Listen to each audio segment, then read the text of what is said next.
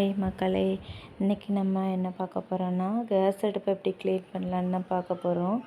நான் கொஞ்சமாட்டு அதாவது நம்ம மற்றதை வச்சு க்ளீன் பண்ணுறத விட விம்மு லிக்யூட் அந்த இதெல்லாம் இருக்குல்ல, லைமு அதை வச்சு க்ளீன் பண்ணால் அந்த இதெல்லாம் பளபளன்னு இருக்கும் மக்களே.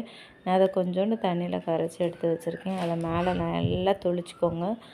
ஃபுல்லாகவே அடுப்பு ஃபுல்லாகவே நல்லா தொளிச்சிக்கோங்க. அங்கே பாருங்கள், நடுவுலலாம் அந்த ஒரு மாதிரி கரைலாம் பிடிச்சிருக்கு பாருங்கள். அது அப்பப்போ நம்ம க்ளீன் பண்ணிட்டாலே நம்மளுக்கு இதாக இருக்காது. நம்மளுக்கு ஒரே நாளில் அந்த இது ஃபுல்லாகவே நைட்டுக்கு தூங்கும்போது நான் க்ளீன் பண்ணி வைப்பேன். நைட் ஆகிட்டா அன்றைக்கி ஃபுல்லாகவே நம்ம இது பண்ணி வைக்க நல்லா அந்த இதெல்லாம் தொளிச்சிட்டனாலே, அந்த விம்மு இதை தொளிச்சிட்டனாலே அந்த அழுக்கெல்லாம் சல்லன்னு வந்துடும் மக்களே. ரெண்டாவது நம்ம கேஸ் அடுப்புமே நல்லா பளபளன்னு இருக்கும். இங்கே பாருங்கள், இது ஃபுல்லாகவே நம்மளுக்கு அந்த லிக்யூடை வச்சு தான் நான் தொடச்சி ஃபுல்லாகவே க்ளீன் பண்ணியிருக்கேன். இந்த இரும்பு கம்பி இருக்குல்ல, அதை வச்சு நல்லா ராவிக்கோங்க. ரொம்ப இரும்பு கம்பி ராவுல அளவுக்கு அதில் அழுக்கு ரொம்ப இல்லை. அந்த நடுவில் உள்ள அந்த பால் சிந்தினதுனால தான் அழுக்கு ரொம்ப இருந்துச்சு. ஃபுல்லாக ஸ்ப்ரெட் பண்ணி விட்டு க்ளீன் பண்ணிக்கோங்க மக்களே.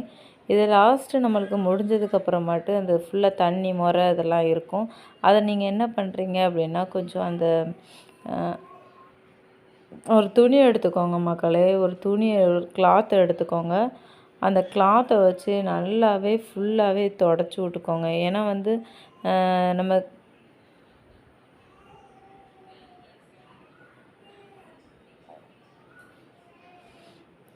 அது தொடச்சாலே டக்குன்னு போயிடும் மக்களே.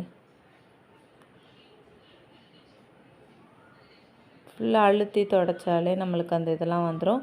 அதுக்கப்புறம் நம்ம இது பண்ண வேண்டியதே இல்லை. இங்கே பாருங்கள், நான் ஃபுல்லாகவே அந்த இதை வச்சு நல்லா ஸ்ப்ரெட் பண்ணிவிட்டு அந்த கிளாத்தை வச்சு தொடச்சி எடுத்துட்டேன். அதுக்கப்புறம் தண்ணி ஊற்றி அது கழுவணும் அப்படிங்கிற ஒரு இது கிடையாது. இப்படி தொடச்சாலே நம்மளுக்கு அதில் உள்ளது எல்லாமே வந்துடும். நான் இப்படி தான் பண்ணுவேன் மக்களே. அவ்வளோதான், நம்மளுக்கு நல்லா க்ளீன் ஆகிட்டு. ரெண்டாவது நம்மளுக்கு அடுத்து கேஸ் அடுப்பு கொஞ்சம் பளபளன்னு இருக்கும். வேறு எதுவுமே வேண்டாம். சோப்பு, சர்ப்பு, அதுக்கப்புறம் அந்த லைசால் இருந்துச்சுன்னா, நான் லைசால் ஸ்பேருக்கு தான் வச்சுருக்கேன் சேஃப்டிக்கு. அது அந்த டைல்ஸ்லலாம் ஸ்ப்ரெட் பண்ணி தொளிக்கும்போது அது நல்லாயிருக்கு. லாஸ்ட்டாக கொஞ்சமாக தண்ணியை தொளித்து மறுபடியும் அதே துணியை வச்சு லைட்டாக இன்னும், ஏன்னா அந்த அந்த லிக்யூடோட அந்த இது அதில் ஒட்டிகிட்டு இருக்கிறதுனால நான் லைட்டாக தண்ணி தொளித்தேன் மக்களே. நீங்கள் தண்ணி தொளிக்கலனாலும் ஒன்றும் ப்ராப்ளம் இல்லை. அந்த லிக்யூடே நம்மளுக்கு அழகாக க்ளீனப்பாக வந்துடும்.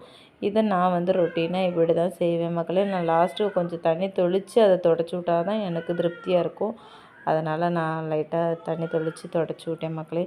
நான் இப்படி தான் கேஸ் அடுப்பை பராமரிப்பேன். நீங்கள் எப்படி பராமரிப்பீங்கன்னு கமெண்ட் பண்ணுங்கள். பாய்.